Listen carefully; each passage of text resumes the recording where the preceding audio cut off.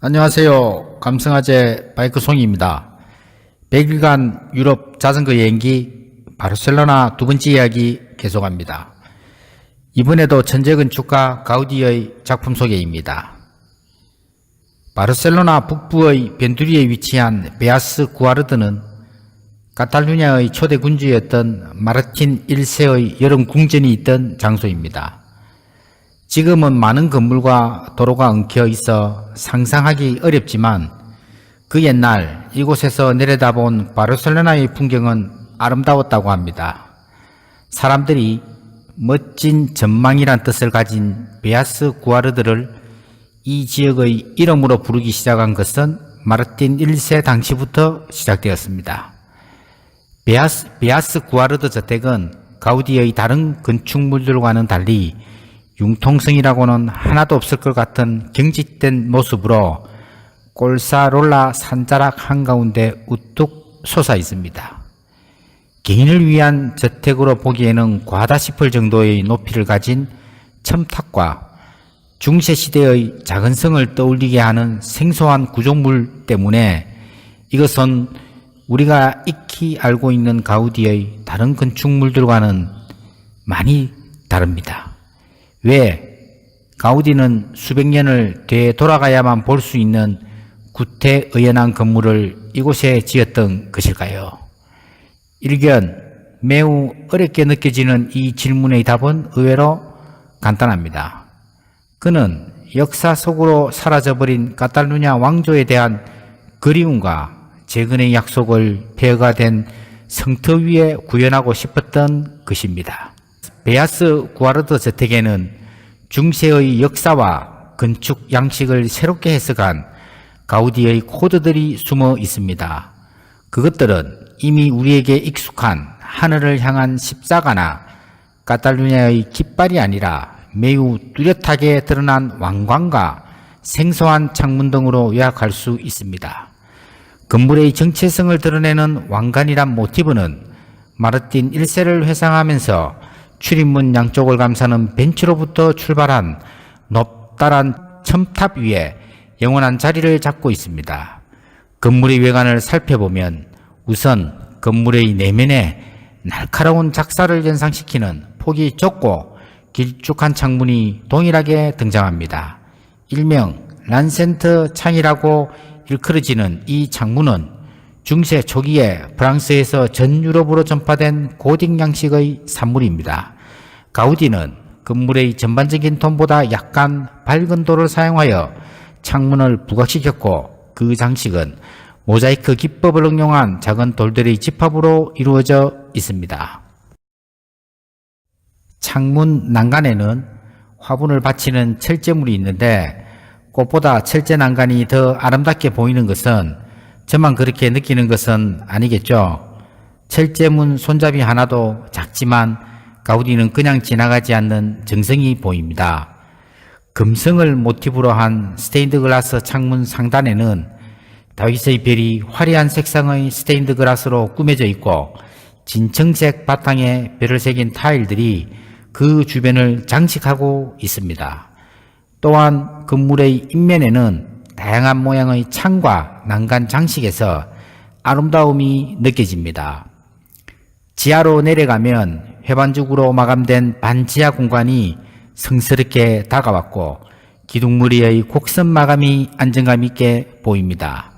2017년 방문 당시 건물은 입장료를 받고 일반에게 공개하고 있는데 실내는 관리자의 입회하에 옥상까지 구경할 수 있었습니다. 이제 문을 열고 1층 실내로 들어가면 작은 로비가 2층으로 올라가는 계단과 연결되어 있습니다. 여기에도 트렌카디스 기법으로 벽면을 처리하고 있으며 철제 난간의 장식이 아주 정교하여 그 자체가 하나의 예술품으로 보입니다. 내부 공간은 생각보다 작은 공간으로 좁은 계단을 이용하여 옥상까지 올라갈 수 있었습니다. 건물의 최상층부에는 특별한 마감과 장식이 없는 공간이 있는데 벽돌을 이용한 아치 구조가 시각적으로 돋보이는 공간을 구성하고 있습니다. 옥상에 올라가서 밖을 바라보면 건물 위치상 도심에서 떨어져 있고 높은 곳에 위치한 관계로 많은 사람이 관람하지 않는 이유를 쉽게 알 수 있습니다. 그 덕분에 편안하게 둘러볼 수 있었습니다. 저택의 내부는 그간 가우디의 건축물에 사용되었던 재료와 형식들이 모든 층에 걸쳐 고르게 반영되어 있어 관람자의 눈을 즐겁게 해줍니다. 즐거운 시간을 뒤로하고 다음 장소로 이동합니다. 정문을 지나 애초에 시장으로 계획된 다주실로 가려면 두 줄기로 갈라진 계단을 올라야 합니다. 계단을 오를 때 제일 먼저 보이는 것은 수생식물들이 창궐한 동양풍의 생과 카탈루냐 깃발을 배경으로 머리를 내밀고 있는 뱀의 조각상입니다. 그리고 이 뱀은 몇 개의 계단을 더 오르면 나타나는 그 유명한 도룡뇽과 함께 지하의 저장고에서 흘러보내는 물을 연신 토해내고 있습니다. 도룡뇽의 모습을 한 조각은 구엘공원을 대표하는 상징물로 카탈루냐 신화에 나타나는 용을 표현한 것입니다. 도룡뇽이 있는 곳에서 시선을 위로 올리면 어마어마한 굵기의 기둥들이 있는 다주실이 웅장하게 보입니다. 다주실은 말 그대로 86개나 되는 도리스식 기둥이 있는 넓은 공간이 있습니다. 가우디는 이 공간을 입주자들이 생필품을 구입할 수 있는 시장으로 설계했고 그 위층에는 다양한 공연이 열릴 수 있는 야외 광장을 만들었습니다. 광장의 바닥은 그냥 볼 땐 드러나지 않지만 실은 몇 겹의 토사가 층을 이루고 깔려 있는 곳입니다. 이는 가우디가 빗물을 여과하기 위해 고안한 것으로 걸러진 물은 시장의 기둥들 속에 있는 얇은 관을 타고 지하 저장 장소로 이동하게 됩니다. 다주실 천장에는 태양을 상징하는 4개의 커다란 메달이 걸려 있고 이들은 태양의 무늬를 채우고 있는 색상에 따라 봄, 여름, 가을, 겨울로 구분됩니다. 또한 천장에는 태양의 메달에 비해 규모도 작고 주 재료가 병이나 그릇의 조각들로 이루어진 원반들이 있는데 이는 달을 의미한다고 합니다. 바르셀로나 시내의 성가족 성당은 물론 멀리 지중해까지 볼 수 있는 전망대이자 광장에는 세상에서 가장 길다는 구불구불한 벤치가 난간의 역할을 하면서 도심을 향하고 있습니다. 가우디는 벤치를 설계하기에 앞서 회 반죽을 바른 의자 모양의 틀에 옷을 벗은 인부를 앉혀 신체 각 부위에 가해지는 하중과 형태를 측정했다고 합니다. 이는 공원을 찾는 사람들이 등을 기대고 편안하게 쉴 수 있는 인체 공학적인 벤치를 만들고자 한 가우디의 실험으로 기능에 충실할 때 비로소 건축은 아름다워진다는 평소의 지론이 반영된 것입니다. 구불구불한 광장을 감싸는 벤치들은 공원과 산을 구분하는 담장 역할을 하고 있습니다. 이 벤치들은 사람들이 공원에서 만나는 여느 벤치들과는 사뭇 다릅니다. 사람들이 앉아 쉬게 하는 구실만 하는 것이 아니라 벤치 하나하나가 예술품에 가깝습니다. 벤치들에는 축제 행렬 때 뿌려지는 색종이 같은 타일이 박혀 있습니다. 벤치에 박힌 타일들을 들여다보면 숨은 그림 찾기 하는 것 같습니다. 벤치 속에는 깨진 그릇의 파편이나 8, 9, 10 등과 같은 번호가 적힌 타일과 값싼 도자기의 파편, 도자기 인형의 머리까지 숨겨져 있습니다. 가우디는 인부들이 주워온 타일을 재활용하여 멋진 예술품을 만들었습니다.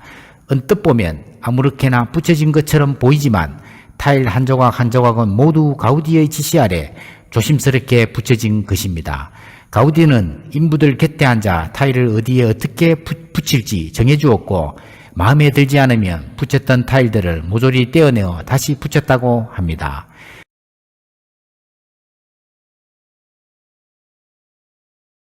지중해의 햇살을 받으며 광장 벤치의 이곳저곳을 천천히 둘러봅니다. 그림을 그리는 학생이 눈에 들어옵니다. 다른 한편에는 벤치에 편히 앉아서 잠시 여행의 피로를 풀고 있는 여행객도 있고 연인도 있고 부부도 있고 많은 사람들이 벤치에 앉아 각자의 시간을 보내고 있습니다. 여행객이 편안히 앉아있는 모습이 평화롭게 보입니다. 작은 곳 하나도 세밀한 장식이 눈을 호강시켜 줍니다. 광장에서 바닷가 방향 정문 쪽을 바라보면 버섯 모양의 지붕 2개가 눈에 들어옵니다. 색색 타일들이 삐뚤삐뚤하게 붙여진 버섯집 두 채는 숲속을 헤매던 헨젤과 그레텔이 발견한 과자로 만든 집을 연상시킵니다. 동화 속에서나 나올 법한 이 알록달록한 건물들을 본 어느 부인은 가우디 선생이 여기다 직구전 장난을 치셨네요라고 깔깔댔다고 합니다. 그러자 가우디는 심각한 얼굴로 건물 위에 있는 십자가를 가리키며 이렇게 말했습니다. 부인, 저는 십자가가 있는 곳에서는 직구전 장난 따윈 하지 않습니다. 라고 말했다고 합니다. 당초 경비실과 봉사관으로 설계된 두 채의 건물은 현재는 갤러리와 가우디 관련 서적 및 기념품을 판매하는 매장으로 운영되고 있습니다. 두 채의 건물은 건축 초기인 1901년과 1902년 사이에 지어졌습니다. 현재 사용되고 있는 철문은 까사 빈센스의 정원 일부를 매각하면서 철거된 것을 옮겨온 것으로 처음엔 나무로 된 임시 대문이 달려 있었다고 합니다. 구엘 공원의 외곽 지역은 지형에 따라 각기 다른 양식의 회랑 겸 다리가 있습니다. 광장 뒤편의 산책로를 받쳐주는 축대에는 작은 구멍들이 뚫려 있고 거기에 공원의 새들이 살고 있습니다. 가우디는 구엘 공원을 설계하면서 기존의 환경을 최대한 보호하려고 노력했습니다. 비탈을 따라 푹 꺼져 들어간 곳은 흙을 채우는 대신 다리를 놓았고 그 다리들은 투박한 돌기둥들로 지탱했습니다. 어떤 기둥은 땅을 뚫고 자라난 나무처럼 생겼고 또 어떤 기둥은 구엘단지 지하 성당의 그것처럼 한껏 기울어져 있습니다. 가우디는 다양한 식물과 나무들이 숲을 이룬 산책로 곳곳에 지정회의 따가운 햇살을 피할 수 있는 회랑을 만들었고 그 모든 것들은 강화하지 않은 태초의 돌들로 이루어져 있습니다. 자연을 거스르지 않고 화합을 모색한다는 것, 그것이 인간과 자연이 서로 상생할 수 있는 아름다운 조합이었던 까닭입니다. 정말 세상 그 어디서도 볼 수 없는 형상의 기둥과 다리들이 지형의 훼손 없이 필요에 의해 건설되어 있는 것을 볼 수 있었습니다. 자연을 그대로 보여주고자 하는 가우디의 생각이 아니었을까 짐작해 봅니다. 가우디가 심었다고 하는 많은 꽃들과 어우러진 공원의 외곽 산책길을 홀로 걸으며 천재의 감각을 느껴보려고 노력하는 시간이었습니다.